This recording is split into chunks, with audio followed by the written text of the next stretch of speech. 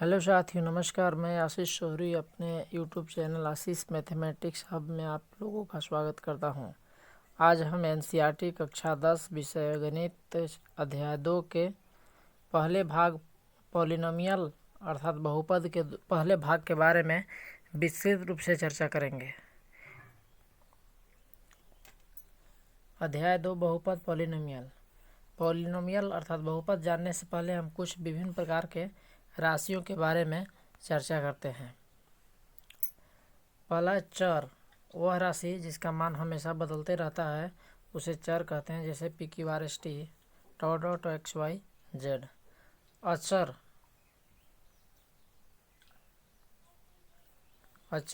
वह राशि जिसका मान कभी ना बदले उसे अचर कहते हैं, जैसे 1, 2, 3/5, 7/6, √5, 3.2 इत्यादि। नेक्स्ट है बीजीय व्यंजक। चर और अचर के विभिन्न संक्रियाओं अर्थात प्लस, माइनस या गुना भागा के द्वारा जुड़े हुए भाग को बीजीय व्यंजक कहते हैं, जैसे 9x + 3y - 4z, 7x - 3y + 12 इत्यादि। नेक्स्ट है बहुपद। वह बीजीय व्यंजक जिसमें एक चर हो, चर का गुणांक वास्तविक संख्या और घात एक पूर्ण संख्या हो, उसे बहुपद कहते हैं, जैसे 9x² + 6x + 5, 7x² + 3x + 2। Next है बहुपद का प्रकार। पहला, घात के आधार पर, दूसरा पद के आधार पर। घात के आधार पर पहला, रैखिक बहुपद। वह बहुपद जिसमें चर का अधिकतम घात 1 हो उसे रैखिक बहुपद कहते हैं, जैसे 3x + 5, 7x + 2, 9x, 7x + 6 इत्यादि। द्विघात बहुपद। वह बहुपद जिसमें चर का अधिकतम घात 2 हो उसे द्विघात बहुपद कहते हैं, जैसे 9x² + 6x + 3, 6x² + 11x + 5 इत्यादि। त्रिघात बहुपद। वह बहुपद जिसमें चर का अधिकतम घात 3 हो उसे त्रिघात बहुपद कहते हैं, जैसे 9x³ + 6x² + 6x + 3, 7x³ + 9x² + 6x + 5। दूसरा होता है पद के आधार पर एक पदी। वह बहुपद जिसमें पदों की संख्या 1 हो उसे एक पदी कहते हैं, जैसे 9x, 6y, 7z, 7w, 5x इत्यादि। द्विपद। वह बहुपद जिसमें पदों की संख्या 2 हो उसे द्विपदी कहते हैं, जैसे 7x + 5, 6x² + 3, 9x + 6। त्रिपदी। वह बहुपद जिसमें पदों की संख्या 3 हो उसे त्रिपदी कहते हैं, जैसे 9x² + 6x + 3, 7x² + 6x + 5 इत्यादि। नेक्स्ट है बहुपद के घात। बहुपद में उपस्थित चर के अधिकतम घात को बहुपद का घात कहते हैं, जैसे px = 9x² + 6x + 3। यहाँ चर का अधिकतम घात 2 है, इसलिए बहुपद px का घात 2 है। और किसी भी बहुपद को हम p और चर से निरूपित करते हैं। इसका मतलब हुआ कि पॉलिनोमियल इन, जैसे अगर हम px की चर्चा करें तो बहुपद में केवल x हो तो px लिखते हैं। इसका मतलब है पॉलिनोमियल इन x। नेक्स्ट होता है चर का गुणांक। बहुपद में उपस्थित चर के साथ जिस अचर संख्या से गुणनफल रहता है उसे चर का गुणांक कहते हैं, जैसे px = 9x² + 7x + 5। यहाँ x² का गुणांक 9 और x का गुणांक 7 है।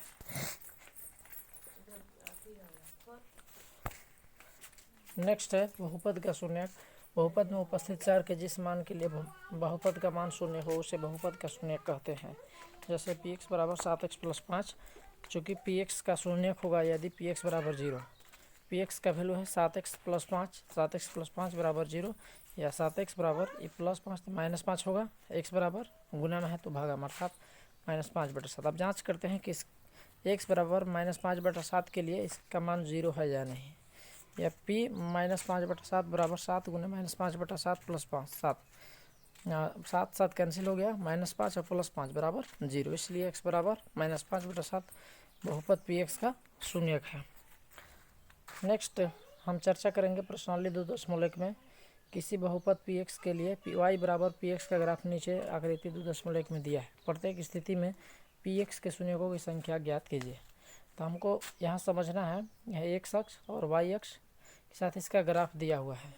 तो ग्राफ में हमें ध्यान देना है कि जब कर्व अर्थात जो वक्र है वो x अक्ष को जितनी बार कटान करेगा शून्यकों की संख्या उतनी ही होगी। जैसे पहला है तो पहला में एक शख्स को एक भी बार कटान नहीं किया है, इसलिए px के शून्यकों की संख्या 0 होगा।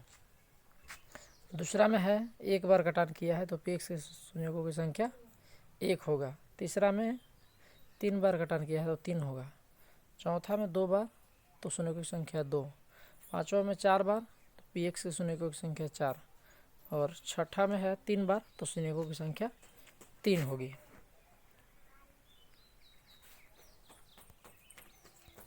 नेक्स्ट है मध्य पद को तोड़ना। मध्य पद को हम किस तरह से तोड़ते हैं?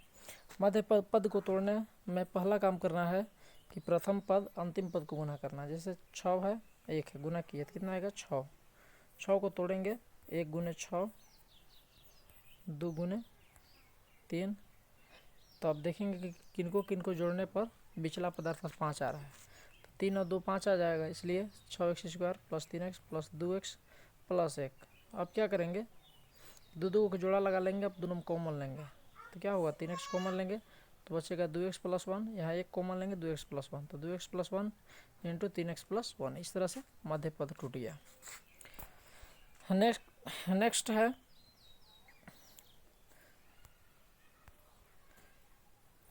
यहाँ 6x² माइनस 5x प्लस 1। ध्यान देना है कि अंतिम पद अगर प्लस हो तो जोड़ने पर बिचला पद आना चाहिए। अगर अंतिम पद माइनस पर है तो जोड़ने पर नहीं बल्कि घटा कर देखने पर बीच मध्य पद आना चाहिए। तो यहाँ भी 6 गुने 1 करेंगे तो 6 आएगा। 6 को तोड़ेंगे तो 1 गुने 6, 2 गुने 3। देखेंगे जोड़ने पर 2 3 आएगा। चूँकि पिछला पद माइनस इसलिए दोनों को माइनस में लिखे। और दूसरी तरह से 2 के जोड़ा लगा दिए, फिर कॉमन लिए, 3x कॉमन लिए तो 2x माइनस 1, माइनस 1 कॉमन लिए 2x माइनस 1 हो जाएगा 2x minus 1 into 3x minus 1। ये आंसर आ गया। नेक्स्ट है 3। यहाँ देखिए अंतिम पद माइनस है तो प्रथम पद अंतिम पद का गुना करेंगे। 3 गुने 5 3 पचे 15 आ जाएगा। तो 15 को तोड़ेंगे, 1 गुने 15, 3 गुने 5। अब देखिए घटाने के बाद 5 में से 3 घटाएंगे तो 2 आ जाएगा। यहाँ चूँकि माइनस है इसलिए बड़ी संख्या चिन्ह माइनस लिखेंगे। 3x² minus 5x plus 3x minus 5। अब दो को जोड़ा लगा लेंगे, दोनों में कॉमन x है तो 3x माइनस 5, 1 कॉमन है 3x minus 5, 3x minus 5 into x plus 1। आगे है 3x² minus plus 2x minus 5। यहाँ क्या करेंगे? 3x², यहाँ उसी तरह से 3 पचे 15, 15 को तोड़ेंगे 1 गुने 5 और 3 गुने 5। तो 5 में से 3 घटाएंगे 2 बचेगा, लेकिन यहाँ प्लस है तो बड़ी संख्या चिन्ह प्लस आप लिखेंगे। 3x² plus 5x minus 3x minus 5 common ले लेंगे तो हो जाएगा x इंटू 3x प्लस 5। यहाँ माइनस कॉमन लेंगे 3x plus 5, 3x plus 5 into x minus 1। इस तरह से गुणनखंड अर्थात मध्य पद टूट जाता है। Please like, comment, share and subscribe my channel Ashish Mathematics Hub. For any inquiry, comment with me. Contact with me. Mobile number 7858809666. Thank you.